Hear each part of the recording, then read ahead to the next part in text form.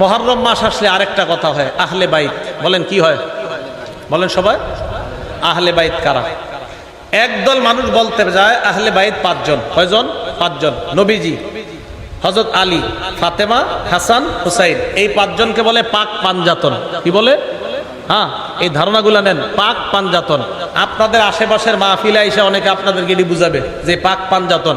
আবার অনেকে টুপির মধ্যে দেখবেন পাক পাঞ্জাতন, এখানে লেখা মোহাম্মদ, এখানে আলী, এখানে ফাতেমা, এখানে হাসান, এখানে হুসাইন। উনি বুঝায়, উনি এই পাঁচজনকে খুব ভালোবাসে। উনি কি বুঝায়? ওলামায়ে কেরাম ছাড়া অন্য যারা আছেন বলেন তো নবীর নাতি কয়জন? হ্যাঁ হ্যাঁ, পাঁচজন। ওইটি মনে কোন জায়গায় বয়ানে শুনছেন, লেগ হইতেছে। নবীজির নাতি কয়জন? পাঁচজন। পাঁচজন। তা আপনারা তো দুইজন নিয়ে খালি খালি লাফান, বাকি পাঁচজনকে ভালোবাসবে কে? আমরা নবীর নাতি নাতনি সবাইকে মহব্বত করি, শুধু দুইজনকে না, সবাইকে করি। আর কিছু মানুষ শুধু দুইজনকে করে, অতএব বেশি ভালোবাসার দাবিদার আমরা। নবীজির মেয়ে কয়জন? চারজন। মনে রাখেন, একটু কথাগুলো মন দিয়ে শোনেন। জয়নব, রুকাইয়া, উম্মে কুলসুম। জয়নব, রুকাইয়া, উম্মে কুলসুম, ফাতেমা। এবার দেখেন, এই উম্মে কুলসুমের কোনো সন্তান নাই। কেউ বলে আছে, কেউ বলে নাই, বেশিরভাগ বলছে নাই। এই উম্মে কুলসুমের সন্তান নাই। বাকি রইল কয় মেয়ে নবীর? জয়নবের দুই সন্তান। একজনের নাম, এই জয়নবের দুই সন্তান, একজনের নাম আলী, আরেকজনের নাম উমামা। ছেলে একজন নাম আলী, মেয়ে একজন নাম উমামা। জয়নবের দুই সন্তান, একজনের নাম আলী, আরেকজনের নাম উমামা। আলী নামে ছেলেটা ছোটবেলায় মারা গেছে। উমামা নামে যে মেয়েটা ছিল, এই মেয়েটার নবী খুব ভালোবাসতেন, খুব মহব্বত করতেন, তার সাথে খেলতেন। নামাজে গেলে নবীজির কাঁধে উঠতো এই মেয়েটা, নাতনিটা। আর দেখেন কত মহব্বতের একজন নাতনি, যার নামও আপনারা জানেন না, অথচ আপনারা লাফান খালি দুইজন নিয়ে। তাহলে নবীজির দুইজন নাতি, একজন নাতি আর একজন নাতনি পাইলাম। জয়নবের ঘরে দুইজন পেয়ে গেলাম, এক ছেলে এক মেয়ে। এবার আসেন রুকাইয়া। এই রুকাইয়ার ঘরে একজন ছেলে, নাম আব্দুল্লাহ। বলেন কি নাম? তাহলে মোট কজন হলো? তিনজন। ফাতেমা রাদিয়াল্লাহু তাআলা আনহার সন্তান আপনারা সারা জীবন জানেন, দুইজন। জন্মের পর থেকে দুইজন। মনে হয় মায়ের পেটেও শুনে আইছেন যে হাসান আর হুসাইন।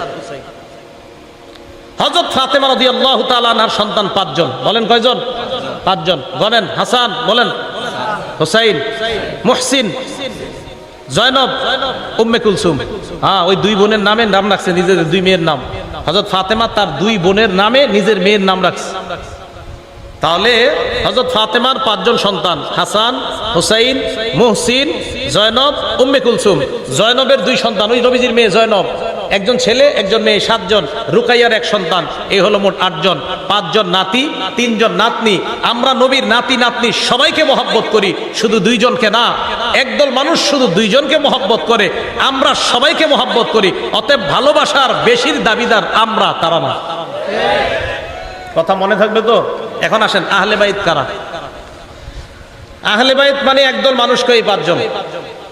আহলে বাইত দ্বারা এক নাম্বার উদ্দেশ্য বিবি। বলেন, এক নাম্বার উদ্দেশ্য কি? হ্যাঁ, তার মানে আহলে বাইত দ্বারা নবীর বিবির এক নাম্বার উদ্দেশ্য হবে। হুজুর আপনি কই লইব বিবি? উদ্দেশ্য দলিল দেন। দলিল মানে কোরআনের দলিল। কোন জায়গার দলিল? হ্যাঁ, কোরআনের। সূরা হুদ আয়াত নাম্বার 69 নাম্বার আয়াত থেকে 73 নাম্বার আয়াত। সূরা হুদ আয়াত নাম্বার 69 নাম্বার আয়াত থেকে 73 নাম্বার আয়াত। আল্লাহ কি বলে দেখেন, ওয়ালাকাদ জাআত রুসুলুনা ইব্রাহিমা বিল বুশরা ক্বালু সালামা। ইব্রাহিম নবীর কাছে আমার ফেরেশতারা আসলেন সুসংবাদ নিয়ে, এসে বললেন সালামা, সালাম। ক্বালা সালাম, ইব্রাহিম নবী জবাব দিলেন সালাম।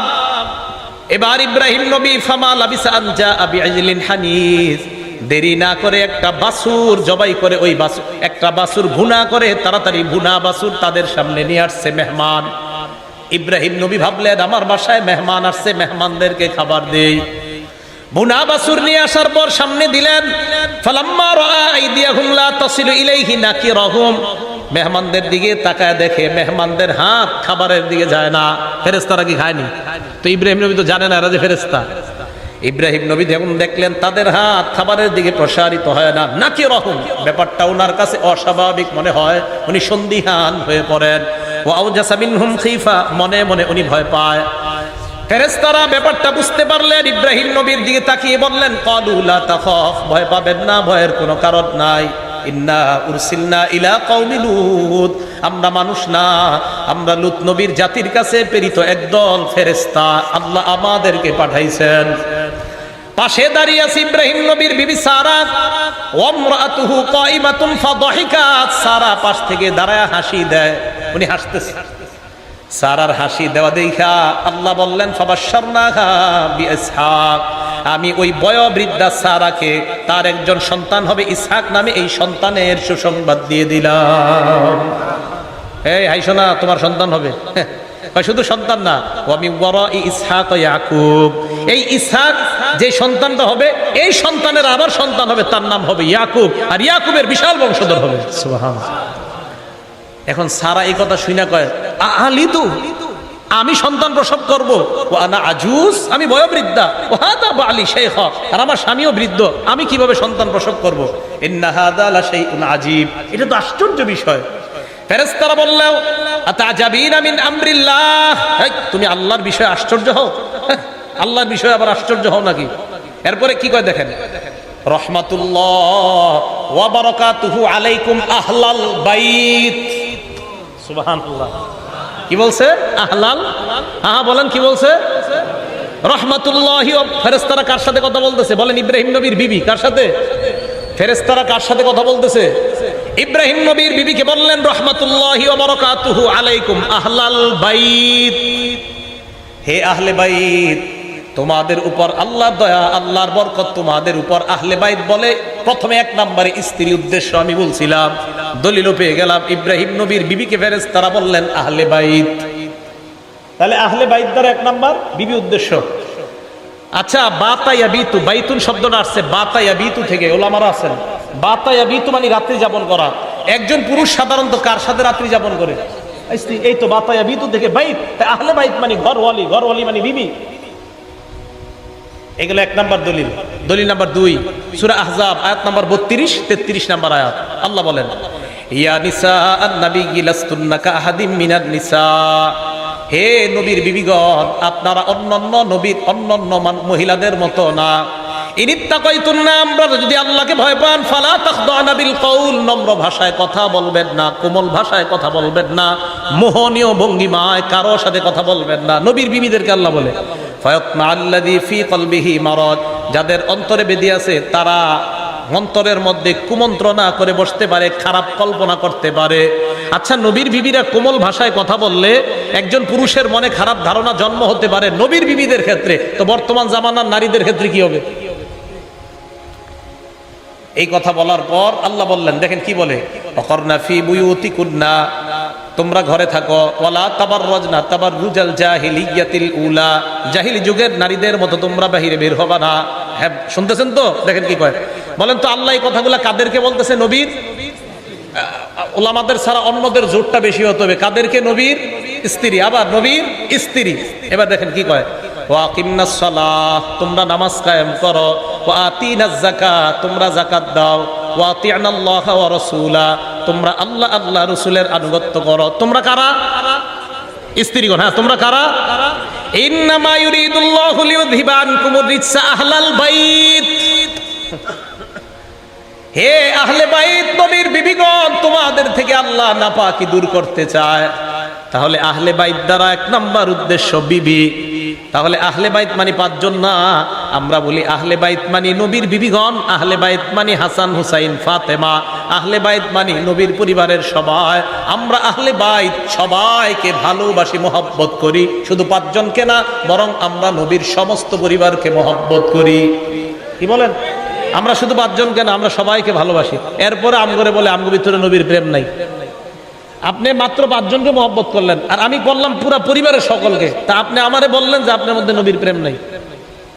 এটা ইনসাফের কথা না, এটা জুলুমের কথা।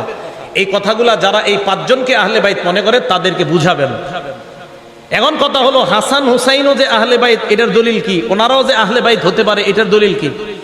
এই আয়াত নবীর উপরে যখন নাজিল হয়েছে তখন নবী তার স্ত্রী উম্মে সালামার ঘরে ছিলেন। মুসলিম শরীফের 2424 কত হয়? 2424 নম্বর হাদিস। নবীজি সাল্লাল্লাহু আলাইহি সাল্লাম খরাজা রাসূলুল্লাহ গাদাতান, সকালবেলা ঘর থেকে বের হইছে, ওয়া আলাইহি মিরতুন মুরাহহালুন মিন শারিন আসওয়াদ, কালো পশম দ্বারা অঙ্কিত করা একটা চাদর নবীর গায়ে ছিল। তো এই চাদর গায়ে দিয়ে নবী বের হইছে কখন? যে অবস্থায় নবী ঘরে ছিলেন ওই অবস্থায় নবীর উপরে আয়াত নাজিল হয়েছে যে আপনার বিবিদের থেকে আল্লাহ মানে আহলে বাইতদের থেকে আল্লাহ অপবিত্রতা দূর করতে চায়। নবী ঘর থেকে বের হয়ে দেখছে হযরত হাসান আসছে, আসার পর নবীজি আদখালা হাসান রে চাদরের ভিতরে ঢুকাইছে, বুঝছেন? এরপরে হুসাইন আসছে, হুসাইনকেও ঢুকাইছে। সুম্মা জা আলী ফাদখালা, হযরত আলী আসছে, আলীকেও ঢুকাইছে। সুম্মা জা ফাতেমা, ফাতেমা আসছে রাদিয়াল্লাহু তাআলা আনহুম। এই ফাতেমা আসার পর আদখালাহা, তাকেও চাদরের ভিতরে ঢুকায়া কয়, এই শোনো, আহলে বাইত শুধু বিবিরা না, আমার এই সন্তানরাও আহলে বাইত। তাহলে দেখছেন এই চাদরের ভিতরে কেন্দ্র করে কয় এই বাট পান চাদর না গো, বাকিগুলা আল্লাহ যে উদ্দেশ্যে আয়াত নাজিল করছে এটাই তো বললেন না। তাহলে আয়াত নাজিল করছে আহলে বাইত কেন্দ্র করে, প্রথম উদ্দেশ্য বিবিগণ। এরপরে নবী হাদিসের ব্যাখ্যায় বুঝাই দিয়েছে শুধু বিবিগণ না, আমার সন্তানগণ, আমার পরিবারের আরো যারা, তারাও আহলে বাইত। বলেন আমরা আহলে বাইত শুধু 5 জনকে মহব্বত করি না, সব আহলে বাইতকে মহব্বত করি। হ্যাঁ, সব আহলে বাইতকে মহব্বত করি। আমাদের সকলকে মুহররম মাসকে কেন্দ্র করে যেই সমস্ত কথাগুলো হয়, কারবালার ঘটনা আপনারা অনেক শুনবেন, শুনেছেন হয়তো। তো এই জন্য যেই বিষয়গুলো সাধারণত আনা হয়, এই বিষয়গুলো যেন আর না আনা হয়। শুধুমাত্র 5 জনকে মহব্বতের কথা যেন বলা না হয়, নবীর পুরো পরিবারকে যেন মহব্বতের কথা বলা হয়। হযরত হুসাইনকে কেন্দ্র করে অবশ্যই ইয়াজিদের ব্যাপারে, ইয়াজিদ যা যা করেছে, অন্যায় করেছে, অবশ্যই এগুলো বলা দরকার। কিন্তু এটাকে কেন্দ্র করে যেন ইমাম মুআবিয়াকে সমালোচনা করা না হয়, সাহাবাদেরকে সমালোচনা করা না হয়। আল্লাহ পাক রব্বুল আলামিন সাহাবা সমালোচনা থেকে আমাদেরকে বেঁচে থেকে আমরা যেন আমাদের ঈমানকে খাঁটি করে দুনিয়া থেকে আমরা বিদায় নিতে পারি। আল্লাহ তৌফিক দান করেন। আমিন। ওয়া আখিরু দাওয়ানা আনিল হামদুলিল্লাহি রাব্বিল আলামিন। আসসালামু আলাইকুম ওয়া রাহমাতুল্লাহি ওয়া বারাকাতুহু। সম্মানিত মুসলমান ভাইয়েরা, আশা করি সকলে ভালো আছেন। এতক্ষণ থেকে যারা ভিডিওটি দেখলেন তাদেরকে জানাই অসংখ্য ধন্যবাদ। আশা করি ভিডিওটি নিজেরও উপকার আসবে এবং কি অপর ভাইদেরও অনেক উপকারে আসবে।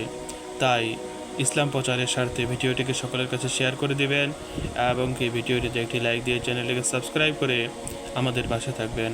ভালো থাকবেন, সুস্থ থাকবেন। আসসালামু আলাইকুম ওয়া রাহমাতুল্লাহি ওয়া বারাকাতুহু।